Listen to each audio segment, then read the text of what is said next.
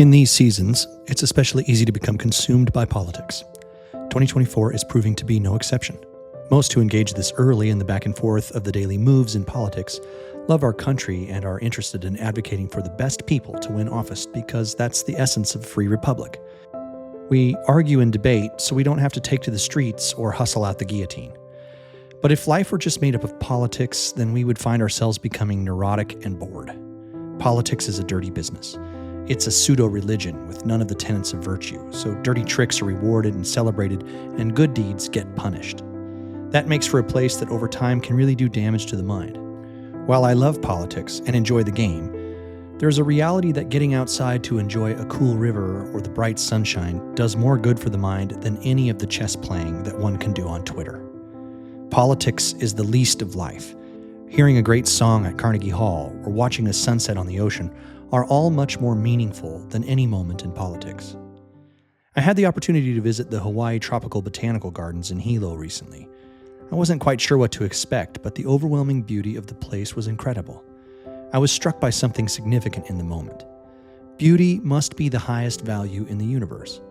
In a small section of land, perhaps no more than 5 acres, there were thousands, if not tens of thousands, of species of plants, all thriving in this rainforest. Granted, many of these plants are curated to be in this spot, but the fact that they survive and thrive in such a place is amazing. As I walked through the jungle, I wondered to myself, why does all of this beauty exist? Is beauty simply a matter of adaptive need in the jungle? Are bright flowers and unique forms imperative to survival of that species? While I may be potentially disagreed with in my conclusion, it dawned on me that perhaps beauty for the eyes of the observer is a great gift from the Creator. Perhaps someone can argue with this conclusion and tell me that it comes from a place of ignorance, but in that moment, there was no other logical reason that I could deduce for a place to be as diverse and stunning as the gardens were. Thousands of plants cohabitating in such a small space, all for the eyes of the creatures that are there to observe it or live in it.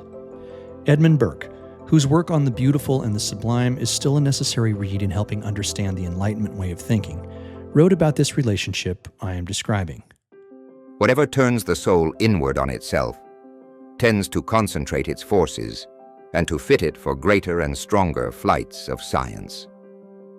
Whenever the wisdom of our Creator intended that we should be affected with anything, He did not confine the exercise of His design to the languid and precarious operation of our reason, but He endued it with powers and properties that prevent or anticipate the understanding, and even the will, which, seizing upon the senses and imagination, captivate the soul before the understanding is ready either to join with them or to oppose them and others.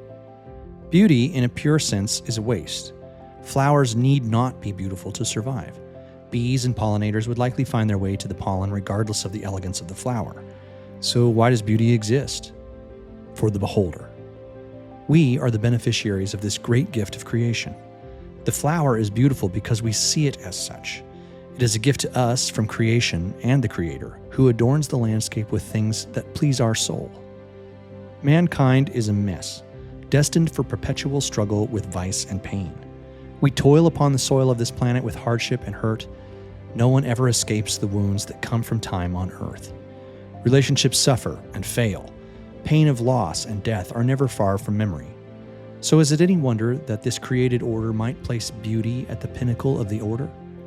Perhaps it is a way in which we can see a reason to continue on, to reconcile, to forgive. Beauty inclines the soul towards something better. We may toil and live in disappointment, but the glimpse of a beautiful creature or a bright color contrasted against the sunlight of the rainforest or the sparkle of an infant's eye is the gift that shines upon the bleaker landscapes of the soul.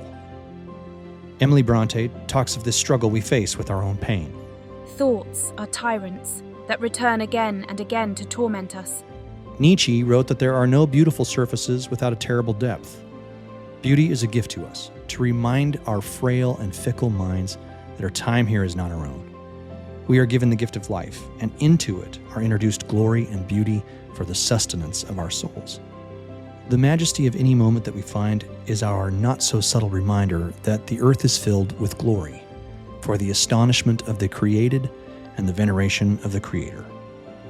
The poem Pied Beauty by Gerald Manley Hopkins might capture the goodness better than 1,000 words of prose.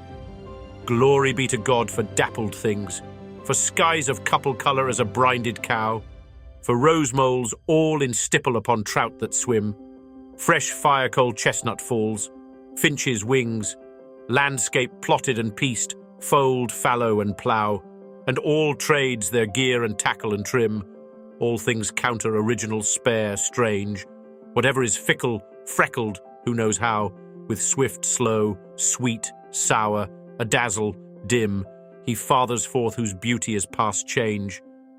Praise him,